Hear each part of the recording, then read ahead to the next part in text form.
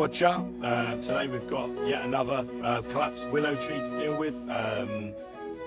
It's all about preservation today. We're trying to save what's up there, but we're going to have to take this big limb off on the right hand side. And obviously try not to, not the last one off that's on the right hand side there. So very gingerly approach, but that's what we're going to be up to this morning. The sun's having a go today, and yeah, trust me, this is what it is. Some of it's overhanging the last limb at the back over there. You don't want to lose that, otherwise that's it. So it's not going to look amazing afterwards, but it will look safer. Yeah, let's see that. Cheers.